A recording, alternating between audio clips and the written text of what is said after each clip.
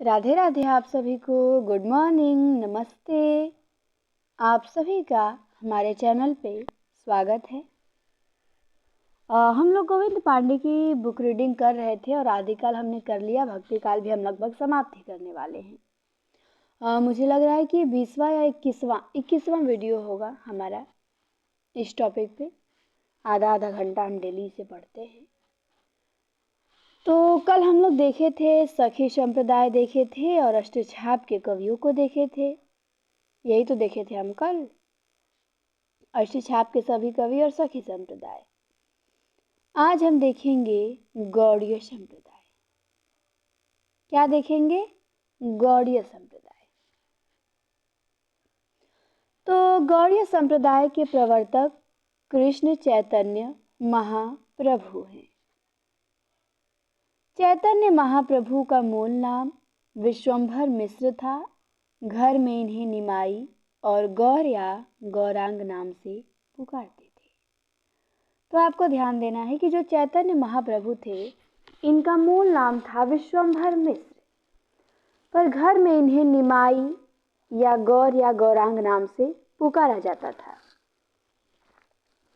तो चैतन्य महाप्रभु का मूल नाम विश्वंभर मिश्र हो गया, ठीक, और घरेलू नाम निमाई गौर या गौरांग था। चैतन्य मत का जो दार्शनिक सिद्धांत है वो अचिंत्य भेदाभेद है। चैतन्य मत का दार्शनिक सिद्धांत क्या है? अचिंत्य भेदा भेद। तो ये आपको ध्यान देना बहुत इंपॉर्टेंट है। और चैतन्य महाप्रभु का मूल नाम भी ध्यान देना है। गौड़ीय संप्रदाय के प्रवर्तक तो बहुत आसान है, पता ही होगा। आगे आइए, अब हम देखेंगे गौड़ीय संप्रदाय के प्रमुख कवि। राम राय प्रारंभ में वल्लभ मतानुयायी विठल नाथ के शिष्य थे, किंतु बाद में जगन्नाथपुरी में श्री नित्यानंद से दीक्षा ग्रहण की। तो गौड़ीय संप्रदाय में एक राम राय आते हैं जो स्टार्टिंग में तो वल्लभाचार्य के शिष्य, वल्लभाचार्य के मतानुयायी विठल नाथ के शिष्य थे, किंतु बाद में ये जगन्नाथपुरी में श्री नित्यानंद से दीक्षा ग्रहण की।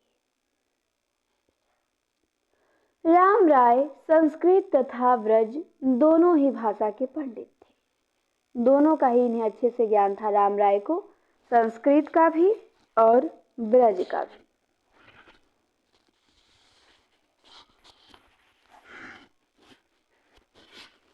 राम राय ने संस्कृत में ब्रह्मसूत्र के कुछ अंश पे गौर विनोदिनी नामक वृत्ति की रचना की तथा गीता पे गौर भाष्य, स्तव पंचकम और गोविंद तत्व दीपिका का प्रणयन किया। तो जो राम राय थे, ये संस्कृत में ब्रह्मसूत्र के कुछ अंश पे गौर विनोदिनी नामक वृत्ति की रचना की तथा गीता पे गौर भाष्य, स्तव पंचकम और गोविंद तत्व दीपिका का प्रणयन किया, जो कि नहीं पूछेगा ये, तो यहाँ ज़्यादा आपको ध्यान नहीं देना है। आगे आइए, ब्रज भाषा में इनकी आदिवाणी तथा गीत गोविंद की भाषा दो रचनाएं प्राप्य हैं। तो आपको केवल राम राय के बारे में इतना ही ध्यान देना है कि इनका संबंध गौड़ीय संप्रदाय से था। इसके अलावा इनसे और कुछ प्रश्न नहीं पूछेगा, ठीक। तो ध्यान देंगे, राम राय का संबंध गौड़ीय संप्रदाय से था। आगे आइए, एक आते हैं मदन मोहन सूरदास। ये अकबर के दीवान थे और संडीला में नियुक्त हुए थे। तो मदन मोहन सूरदास कौन थे? ये वो वाले सूरदास नहीं है, ये दूसरे सूरदास है, मदन मोहन सूरदास। ये अकबर के दीवान थे और संडीला में नियुक्त हुए थे।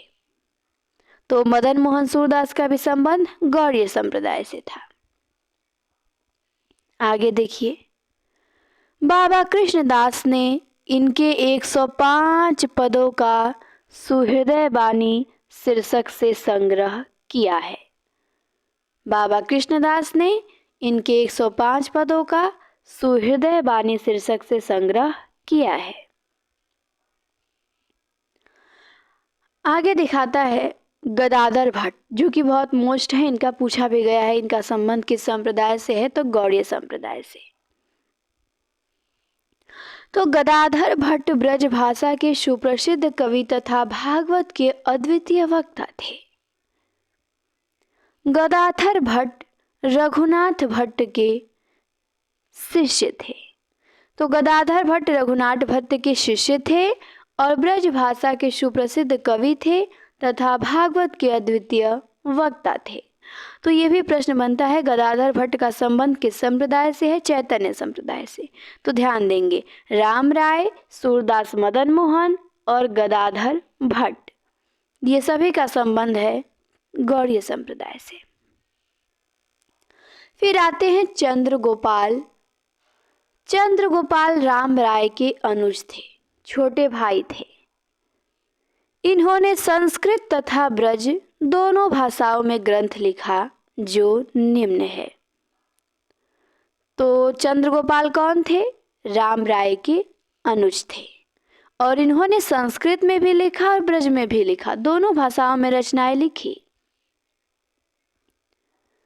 ब्रज भाषा में लिखते हैं चंद्र 84, गौरांग अष्टयाम, अष्टयाम सेवा सुधा, ऋतु विहार, राधा विरह। तो ये इनकी कुछ रचनाएं हैं ब्रज में। इनमें से आपको केवल ध्यान देना है चंद्र 84, गौरांग अष्टयाम को, बाकी किसी को नहीं। ठीक, संस्कृत में इनकी रचनाएं हैं, पूछी नहीं जाएंगी बट पढ़ लेते हैं। श्री राधा माधव भाष्य है, गायत्री भाष्य है, श्री राधा माधवाष्टक है। तो चंद्रगोपाल भी चैतन्य संप्रदाय के थे, राम राय के अनुज थे। ब्रज भाषा में चंद्र 84, गौरांग अष्टयाम लिखे। आगे देखते हैं, इनकी रचनाओं का कुछ वर्ण विषय दिया है। चंद्र 84 हित हरिवंश की हित 84 की प्रेरणा से लिखी गई है। तो ये ध्यान दें, राधा वल्लभ संप्रदाय में हित हरिवंश आते हैं, उन्होंने हित 84 लिखा है, तो उसी की प्रेरणा से चंद्रगोपाल चंद्र 84 लिखते हैं। आगे दिया है, गौरांग अष्टयाम में चैतन्य महाप्रभु की अष्टयाम सेवा का वर्णन है। तो चंद्रगोपाल ने गौरांग अष्टयाम लिखा है और इसमें क्या वर्णन है? तो चैतन्य महाप्रभु की अष्टयाम सेवा का वर्णन किया गया है। आगे आते हैं माधवदास माधुरी, जो वृंदावन वासी खत्री थे। तो इनकी भी कुछ प्रमुख रचनाएं दी गई हैं, इसी संप्रदाय में आते हैं माधवदास माधुरी भी। केली माधुरी है, वंशीवट माधुरी है, वृंदावन माधुरी है। 3 रचनाएं हैं, केली माधुरी, वंशीवट माधुरी, वृंदावन माधुरी, माधवदास माधुरी की। माधवदास की तीनों रचनाओं का एक साथ संकलन श्री माधुरी वाणी नाम से किया गया है। आगे देखिए, भगवत मुदित माधव मुदित के पुत्र तथा आगरा के सूबेदार सूजा के दीवान थे। इनकी एकमात्र रचना वृंदावन शत है। तो भागवत मुदित भी किसके संप्रदाय के थे? चैतन्य संप्रदाय के ही थे, आगरा के सूबेदार थे और इनकी भी एकमात्र रचना है वृंदावन सत। वृंदावन सत श्री प्रबोध चंद्र सरस्वती द्वारा रचित संस्कृत ग्रंथ वृंदावन महिमामृत का ब्रजभाषा अनुवाद है। तो हमारा चैतन्य संप्रदाय समाप्त होता है। अब आपको इसमें ध्यान क्या देना है? ध्यान सब कुछ नहीं देना है, पूछेगा नहीं सब। तो आपको ध्यान देना है कि गौड़ीय संप्रदाय के प्रवर्तक कौन हैं? चैतन्य महाप्रभु। चैतन्य महाप्रभु का मूल नाम क्या था?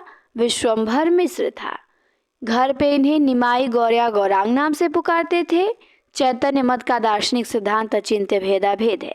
इतना तो आपको ध्यान देना है अच्छे से। इसके बाद आपको चैतन्य संप्रदाय में आने वाले कवियों को ध्यान देना है। राम राय, ठीक, गदाधर भट्ट, मदन मोहन सूरदास, चंद्रगोपाल और माधवदास माधुरी और भागवत मुदित। तो बस आपको इतना ध्यान देना है कि इनका संबंध चैतन्य संप्रदाय से था, बाकी इनके बारे में आपको कुछ नहीं जानना है। ठीक, नहीं पूछेगा। आ जाइए आगे। तो अब आसान लग रहा होगा, ये सब नहीं याद करना है, पूछेगा ही नहीं, फालतू चीजें हैं ना, नहीं पूछेगा। आते हैं राधा वल्लभ संप्रदाय। राधा वल्लभ संप्रदाय बहुत ही इम्पोर्टेंट है ये भी, और इसका प्रवर्तन सन 1534 में आचार्य हित हरिवंश ने वृंदावन में किया। तो राधा वल्लभ संप्रदाय का प्रवर्तन किसने किया? तो हित हरिवंश ने किया। कब किया? तो 1534 में किया। कहाँ किया? तो वृंदावन में किया। आगे है, राधा वल्लभ संप्रदाय में राधा का जो स्थान है वो सर्वोपरि है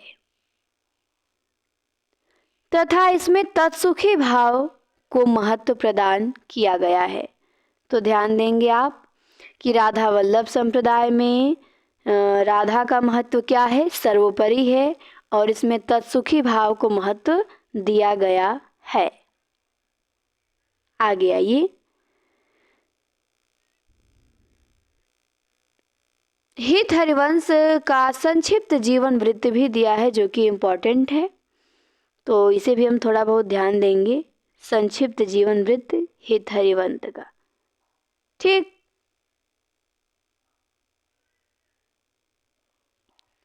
हित हरिवंश के माता और पिता का नाम दिया है। माता इनकी तारावती थी और पिता इनके केशव मिश्र थे। हित हरिवंश की पत्नी थी रुक्मणी देवी, और इनका ब्रज भाषा का ग्रंथ है हित 84।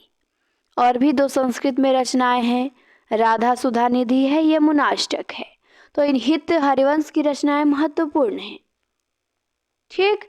एक ब्रज भाषा में है हित 84, तो भाषा भी ध्यान देना है, और 2 संस्कृत में है, राधा सुधा निधि और यमुनाष्टक। तो यमुनाष्टक तो खास नहीं है, पर हित 84 हित हरिवंश का और राधा सुधा निधि हित हरिवंश का ध्यान देना है।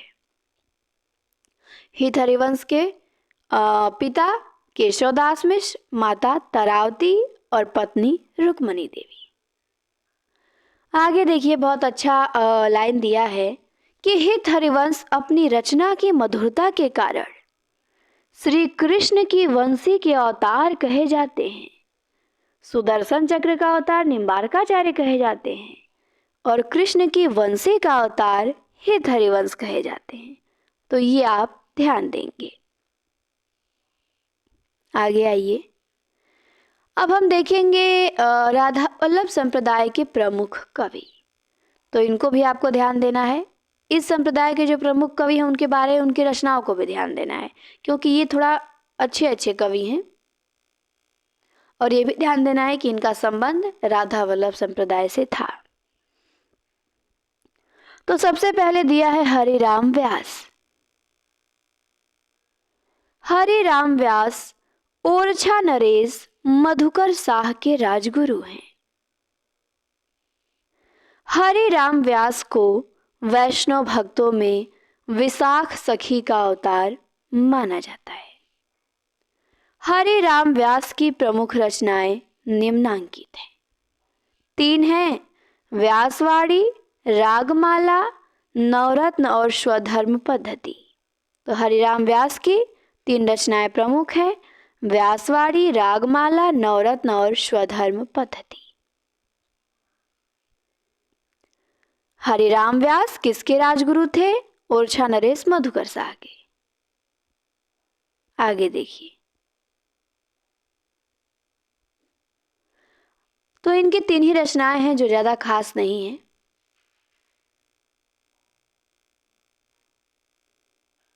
आगे है चतुर्भुज दास। ये चतुर्भुज दास अष्टछापी कवि चतुर्भुज दास से भिन्न है, वो नहीं है ये क्या है? अलग है। तो ध्यान देंगे, इनकी 3 प्रमुख रचनाएं हैं। कौन कौन? द्वादश यस, मंगलसार तथा हितजू को मंगल। तो इनकी हितजू को मंगल और द्वादश यस, ये आपको ध्यान देना है कि चतुर्भुज दास की 3 रचनाएं हैं, द्वादश यस, हितजू को मंगल, मंगलसार। द्वादश और हितजू को मंगल मोस्ट है। अब आते हैं ध्रुवदास। तो हमने राधा वल्लभ संप्रदाय में दो कवि देखा, एक हरिराम व्यास देखा और एक चतुर्भुज दास देखा। इसके बाद हम देखेंगे ध्रुवदास को। तो जो ध्रुवदास थे ये स्वप्न में हित हरिवंश से शिष्यत्व ग्रहण किए थे। ध्रुवदास ने किससे शिष्यत्व ग्रहण किया था? तो हित हरिवंश से, वो भी स्वप्न में। तो ध्रुवदास के गुरु हित हरिवंश ही माने जाते हैं। पूछेगा ध्रुवदास के गुरु तो हित हरिवंश।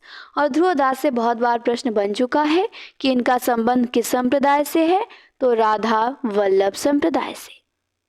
ध्रुवदास की रचनाएं भी बहुत ज़्यादा हैं, तो इनकी हम रचनाएं देखेंगे, ठीक। और इनकी रचनाओं में लीला शब्द लगा रहता है, तो याद नहीं करना पड़ेगा आपको। इनकी अधिकतर देखिए सभी रचनाओं में लीला लीला लगा है, तो ये आप पकड़ लेंगे।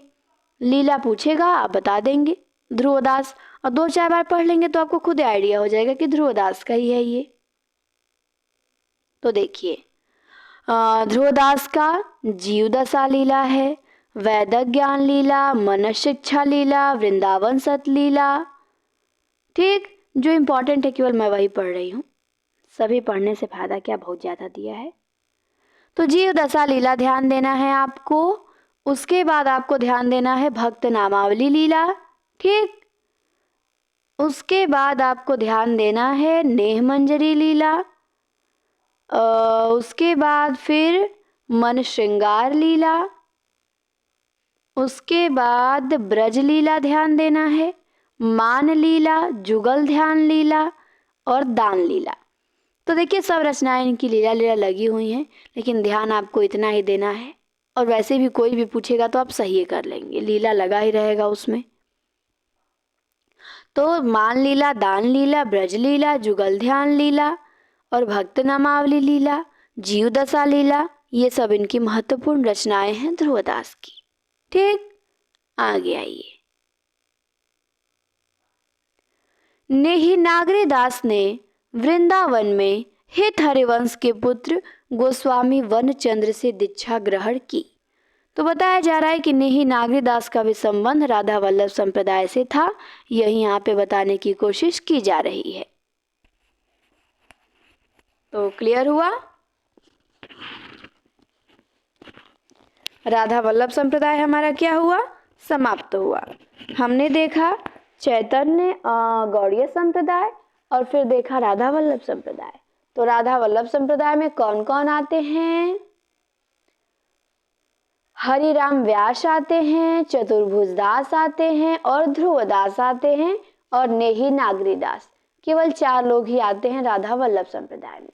हित हरिवंश तो प्रवर्तक ही हैं राधा वल्लभ के, तो ये आप ध्यान दीजिएगा, ठीक। आगे आइए। आगे दिया है संप्रदाय निरपेक्ष कृष्ण भक्त कवि। तो संप्रदाय निरपेक्ष कृष्ण भक्त कवि देखेंगे जो किसी संप्रदाय से स्पेशली जुड़े नहीं थे। तो इनमें 2 लोग आते हैं, कौन कौन? तो एक तो आपके आते हैं रस खान और एक मीराबाई। तो पहले मीराबाई को दिया है, मीराबाई हम देखेंगे। मीराबाई ने श्री कृष्ण की उपासना प्रियतम या पति के रूप में की है। तो मीराबाई ने कृष्ण की उपासना किस रूप में की है? प्रियतम या पति के रूप में। मीराबाई का जो संक्षिप्त जीवन वृत्त है वो निम्नांकित है, यहां दिया हुआ है। मीराबाई का जन्म 1516 में, निधन 1546 में। तो मीराबाई का जन्म 1516 में और निधन 1546 में। जन्म स्थान कुड़की। मीराबाई के पिता रतन सिंह, पति भोजराज, गुरु रैदास, भक्ति माधुर्य भाव की और मृत्यु स्थान रणछोड़ मंदिर। तो यहाँ पे बहुत इंपॉर्टेंट दिया है। मीराबाई का आपको जन्म ध्यान देना है, 1516 में हुआ था। निधन ध्यान देना है, 1546 में हुआ था। जन्म स्थान ध्यान देना है कुड़की। इनके पिता ध्यान देना है रतन सिंह, पति इनके भोजराज।